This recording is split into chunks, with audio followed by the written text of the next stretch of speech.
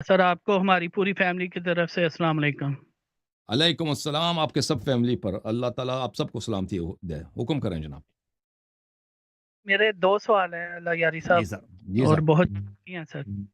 سر جی سر۔ ہمارے علماء اکرام میں بتاتے ہیں کہ حضرت عمر نے 11 سال جو خلافت کی ہے تو انہوں نے ایک ہی سوٹ میں خلافت کی ہے اور 14 پیمنت لگے ہوئے تھے ان کے، تو یہ اس میں کتنی حقیقت ہے؟ کائنڈلی یہ آپ ذرا واضح فرمائیں۔ تو عمر صاحب کا شروع میں تو وہ تو بہت فقیر آدمی تھے نا، وہ خلافت سے پہلے بہت ہی ان کی محتاج آدمی تھے، خلافت کے بعد بہت امیر بنے تھے۔ اب مجھے نہیں معلوم اس کے سوٹ کتنے تھے، کپڑے کتنے تھے، بہرحال ان کی مالی حالت بہت اچھی تھی، روزانہ گوشت کھاتے تھے۔ اس کے بعد وہ ان کے پاس پینے کے لیے بہت ساری چیزیں تھیں جو وہ لوگ پیتے تھے، بھیا نام نہیں لے سکتے، لوگ ناراض ہو جائیں گے۔ اور پھر اس کے علاوہ اللہ آپ کا بھلا کرے کہ یہ لوگ اس کے پاس پیسے بہت تھے۔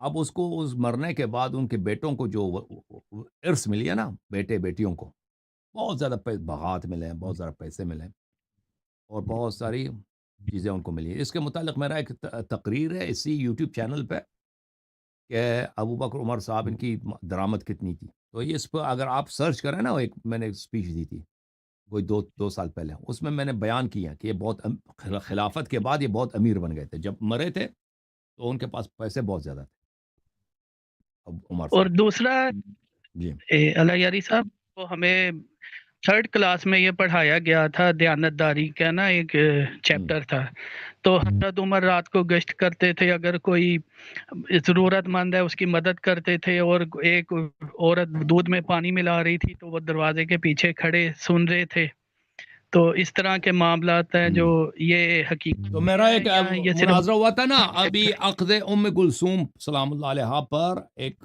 مولوی صاحب ادھر آئے تھے، غلام مصطفیٰ نوری صاحب، آپ نے وہ مناظرہ دیکھا؟ جی وہ پھر لائٹ چلی گئی تھی، تھوڑا دیکھا تھا ہاں، سر۔ اس کو دوبارہ ایک دفعہ دیکھ لیں شروع سے، کیونکہ اس میں نے بہت دکھایا کہ اپنے عہد خلافت میں عمر صاحب کس طرح بے قصور لوگوں کو مارتے تھے اور بے نوا لوگوں کو مارتے تھے، جو بچوں کو مارتے تھے، عورتوں کو مارتے تھے، جن کا کوئی قصور ہی نہیں تھا، کوئی شخص حدیث نقل کر رہا اس کو مارتے تھے یہ، اور بے عزت کراتے تھے کہ تم نے حدیث کیوں نقل کیا۔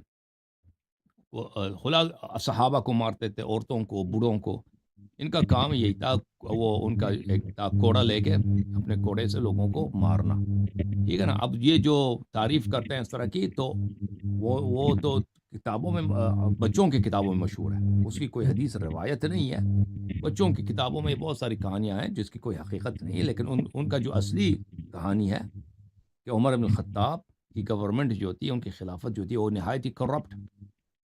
اور ابھی میرا ایک مناظرہ ہوا انگلش زبان میں مفتی حلیم عبد الحلیم صاحب کے ساتھ، کہ وہ کس طرح ان کے جو گورنر ہوتے تھے مختلف، ان کے ساتھ ان کا 50-50 ہوتا تھا، اور ان کے جتنے گورنر تھے ان کے ساتھ ان کا ہوتا تھا 50-50۔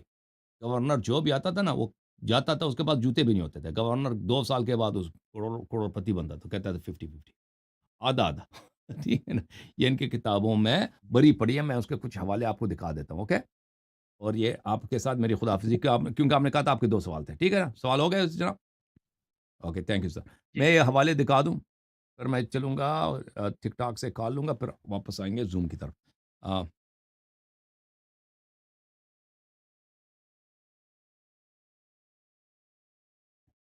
عمر بن الخطاب اپنے گورنروں سے، ہاں، ان کے گورنر بھی سب صحابہ تھے، اس طرح نہیں تھے کہ وہ معمولی لوگ تھے، ان کے گورنر جتنے تھے صحابی تھے، اور ان گورنر یہ اتنے کرپٹ تھے کہ خود عمر بھی کرپٹ تھے، تو ان سے آدھا مال لیتے تھے ان کا۔ یہ معرفت الرجال ہے یحییٰ بن معین کی، یہاں پر صفحہ نمبر 43 ہے، حدیث نمبر 32 ہے، ابن ابی کثیر سے روایت ہے، استعمل ابن عمر بن خطاب هؤلاء الرہط، عمر صاحب کے گورنر یہ لوگ تھے۔ پھر یہ ایک شعر ہے ادھر، قال فإنا قد عافيناه من شهادة ونأخذ نصف أموالهم، قال فأخذ من العمال نصف أموالهم۔ عمر بن خطاب صاحب نے کہا کہ لوگ شکایت کرتے ہیں کہ میرے گورنر بڑے کرپٹ ہیں، میرے گورنر چوری کرتے ہیں بیت المال سے، ٹھیک ہے نا۔ تو میں تو بھائی میں اس کو میں تحقیق نہیں کروں گا، انویسٹیگیٹ نہیں کروں گا، شہادت کسی سے طلب نہیں کروں گا، لیکن اپنے گورنروں کا نصف آدھا حصہ میں لے لوں گا۔ پھر اس نے ان میں سب میں سے جتنے گورنر کے پیسے تھے ہر گورنر کے، اس کے آدھے پیسے اس نے لے لی۔ یہ کتاب الطبقات الکبریٰ لابن سعد، جلد نمبر 3۔ یہاں پہ ملاحظہ کریں، آپ کی خدمت میں عرض کروں کہ عمر بن الخطاب نے اس کے جتنے گورنر تھے، ان عمر امر عمالہ فکتبوا اموالہم، اس نے اپنے گورنروں سے کہہ دیا، کوئی عراق میں، کوئی شام میں، کوئی مصر میں، بحرین، یمن، بصرہ، کوفہ، ٹھیک ہے نا، مختلف علاقے تو بڑے دور دراز علاقے تھے، مکہ میں کوئی گورنر ہے، اپنے لکھ دو تم نے کتنے، تمہارے پاس کتنے پیسے ہیں۔ منہم سعد بن ابی وقاص، ان میں سے ایک سعد بن وقاص ہے، سعد بن مالک۔ فشاطرہم عمر اموالہم فاخذ نصفا واعطاہم نصفا، تو انہوں نے اپنے اموال لکھ دے، کسی نے کہا میرے پاس 1 کروڑ ہے، کسی نے کہا 50، جتنے لوگوں نے کہا نا تو کہا 50 50 آدھا ایسا لے لیا۔ تو یہ ہے کہ بدعت ہے کہ نہیں؟ گورنمنٹ اس کا کتنا کرپٹ ہے بھائی، آپ اس کا آدھا کیوں لیتے ہیں عمر بن الخطاب؟ یہ کوئی سنت ہے؟ نبی صلی اللہ علیہ وسلم اسی طرح کرتے تھے کہ صحابہ کے آدھے اموال لے لیں۔ وہ اس لیے لے رہے ہیں کہ عمر کو پتہ ہے کہ یہ چور ہیں، انہوں نے بیت المال سے چوری کیا، ٹھیک ہے نا، آدھا اسی لیے لے رہا وہ، اور ان کو عزل بھی نہیں کر رہا، آدھا لے کے جیب میں رکھ لیتا، اور باقی جو کہتا آدھا تم رکھ لو۔ اور بہت سارے کتب میں یہ واقعات لکھے ہیں، ٹھیک ہے نا، تو آپ مزید آپ کا وقت نہ لیں۔ یہ عمر بن الخطاب کا کرپشن کا یہ تھا۔ تو یہ ایسا آدمی امیر بنے گا نا، آدھا ہر گورنر ہر جگہ چوری کرتا ہے، 50 خلیفے کے ساتھ 50-50 ہو جاتا ہے 50-50۔ وہ آپ کا صدر ہے نا پاکستان، اس کو مجھ سے 10% بولتے تھے، لیکن عمر صاحب اس سے زیادہ لیتے تھے، 50-50۔